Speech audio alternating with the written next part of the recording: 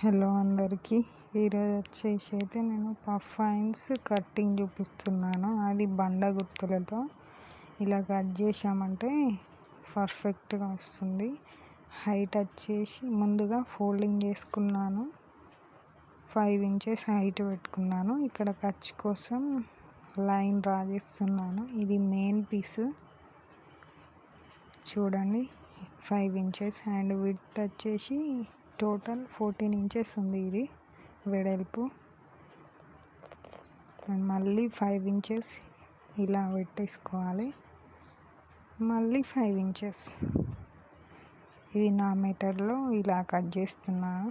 Puff అయితే ఇలా cut చేయడం వల్ల బండ గుర్తులతో చాలా నీట్గా వస్తుంది. స్ట్రేట్ లైన్ ఇచ్చేసి ఇక్కడ పఫ్ కోసం 2.5, మళ్ళీ పైన పఫ్ బుగ్గ కోసం పెడుతున్నా.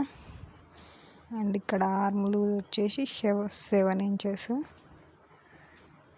ఇక్కడ కిందికైతే 2.5 తీసుకుంటున్నా.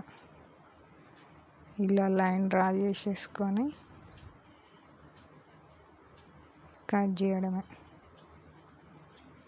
లోత్ అనేది కుట్టినాక కట్ చేసుకుంటే బాగుంటుంది. ఇక పఫ్ హ్యాండ్స్కి ఇలా నీట్గా కట్ చేసుకోవడమే.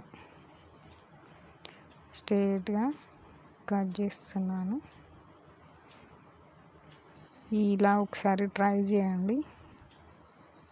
వీడియో ఫుల్ చూడండి, మంచిగా అర్థమవుతుంది. ఇక్కడైతే పఫ్ కోసం 5 ఇంచెస్ తీసుకుంటున్నాను. టోటల్ 10 అవుతుంది పఫ్ కోసం. ఇలా నీట్గా కట్ చేసేసుకుంటే సరిపోతుంది. ఈ మెథడ్లో ఒకసారి ట్రై చేయండి. బండ గుర్తుల్లాగా ఉంటుంది ఈ మెథడ్ వచ్చేసి. ఇక్కడ మిడిల్లో టక్ ఇచ్చేసుకుంటే సరిపోతుంది. ఇక టోటల్ ఇట్లా వస్తుంది. ఇలా చిన్న చిన్న ఫ్రిల్స్ పెట్టుకుంటే మనకు బుగ్గ మంచిగా ఉంటుంది. ఇక్కడ చూడండి ఎంత మంచిగా ఉందో, ఇలా వస్తుంది. సో లైనింగ్ వచ్చేసి సేమ్ పఫ్లు ఇచ్చిన తర్వాత లైనింగ్ కింద పెట్టేసి స్టిచ్ చేసుకోవడమే. ఇక్కడ లోతు తీస్తున్నాను. అది పఫ్ కోసం కాబట్టి 4 ఇంచెస్ తీసేసుకొని ఇక్కడ 2 ఇంచెస్ దగ్గర మార్కింగ్ చేసేసుకొని ఇలా సేమ్ కర్వ్ తీస్తున్నా. చిన్నగా రావాలి మీదికి స్లోప్. నీట్గా ఇలా డ్రా చేసేసుకొని కట్ చేస్తే మనకు హ్యాండ్స్ దగ్గర ముడతలు లేకుండా నీట్గా వస్తుంది.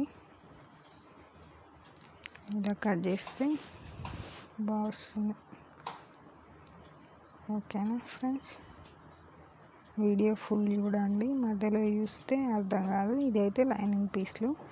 ఆ పఫ్ పెట్టుకున్నాక ఈ లైనింగ్ అటాచ్ చేసుకుంటా నేను. ఇప్పుడు స్టిచ్చింగ్ ప్రాసెస్ చూద్దాము. ఇక్కడైతే చిన్న చిన్న ఫ్రిల్స్ పెడుతున్నా చూడండి. అటువైపు పాదం వైపు పెడుతున్నా. ఫస్ట్ వచ్చేసి కిందికి ఇది స్టిచ్ చేయడం. ఇలా చిన్న చిన్న ఫ్రిల్స్ 2 హ్యాండ్స్తోనే చిన్న చిన్నగా వస్తాయి ఫ్రిల్స్. ఇలా నీట్గా పెట్టేసుకుంటూ వెళ్ళిపోవడము. ఇలా చూసుకుంటూ లూజు చెక్ చేసుకుంటూ పఫ్ ఇచ్చేస్తే సరిపోతుంది. ఇక్కడ రఫ్ ఇచ్చేసాను. మళ్ళీ పైనకి పెడుతున్నాను. ఇప్పుడు నా వైపు పెడుతున్నా. ఫస్ట్ వచ్చేసి పాదం వైపు పెట్టాను, ఇప్పుడేమో నా వైపుకి పెడుతున్నా. ఇలా 2 ఫింగర్స్తో క్లాత్ని ప్రెస్ చేసుకుంటూ పోతే పఫ్ అదే ఒకే లెవెల్లో ఫినిషింగ్ నీట్గా వస్తుంది. అంతే, ఇలా స్టిచ్ చేసుకుంటూ వెళ్ళిపోవడమే నీట్గా. వీడియో మొత్తం చూడండి. నచ్చితే లైక్ చేయండి, సబ్స్క్రైబ్ చేయండి. కొత్త వారిని కాస్త ఎంకరేజ్ చేయండి. ఓకేనా ఫ్రెండ్స్.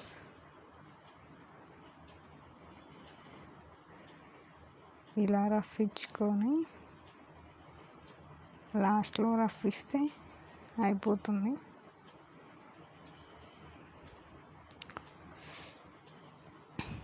ఈ విధంగా ఫ్రిల్స్ మొత్తం స్టిచ్ చేసుకున్నాను నేనైతే. ఇక్కడైతే పికాకులు వచ్చినాయి ఈ బ్లౌజ్ పీస్కి. ఇది బనారస్ క్లాత్.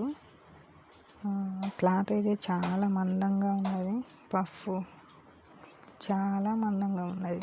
పికాకులు పైనకి వచ్చేలా పెట్టేసుకున్నాను. ఇలా వచ్చినాయి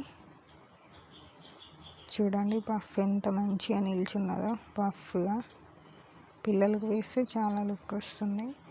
అయితే ఈ పీస్కి ఏమైందంటే ఎల్లో కలర్ బార్డర్ వచ్చింది. కాకపోతే అది అసలే సరిపోవట్లేదు. 2 పిల్లలకు అనేసి నాకు ఓన్లీ 5 మీటర్స్ ఇచ్చారు. దాంట్లోనే అడ్జస్ట్ చేసుకుంటా ఇలా నీట్గా బార్డర్ వచ్చే విధంగా సెట్ చేశాను. కింద లైనింగ్ వేసి ఆ పైన బార్డర్ పీస్ ఉంది. 2 హ్యాండ్స్కి సరిపోవాలి కదా. సో అందుకే కింద లైనింగ్ అటాచ్ చేసేసుకొని ఈ విధంగా పీసులు స్టిచ్ చేస్తున్నాను బార్డర్ కోసం. ఇలా స్టిచ్ చేసుకున్న తర్వాతకి మళ్ళీ ఫోల్డింగ్ చేసేసుకొని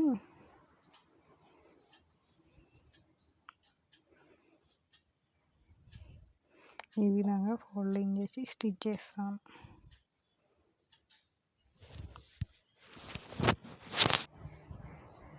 సో ఇలా అయితే నీట్గా స్టిచ్ చేసుకుంటూ కింది వరకు వచ్చేయడమే. ఇలా స్టిచ్ చేస్తే బార్డర్ షేప్ అనేసి నీట్గా వస్తుంది. ఇలా ఫోల్డింగ్ చేసి నేనైతే స్టిచ్ చేస్తున్నాను. లైనింగ్ ఏంటి ఇది ఉన్నది ఎల్లో కలర్ అనుకుంటున్నారా? మరి ఏం చేద్దాం, కస్టమర్ వాళ్ళు అలాంటిదే ఇచ్చారు. ఇక ఈ థిక్ బ్లూయే ఉంది కదా, లోపల పోతుంది, ఏర్పడదు. సో అందుకే అదే లైనింగ్ వాళ్ళ దగ్గర లేవట. కొంచెం అందరి పరిస్థితి ఒక్కలా ఉండదుగా. సో వీడియో నచ్చితే సబ్స్క్రైబ్ చేయండి, లైక్ చేయండి, షేర్ చేయండి.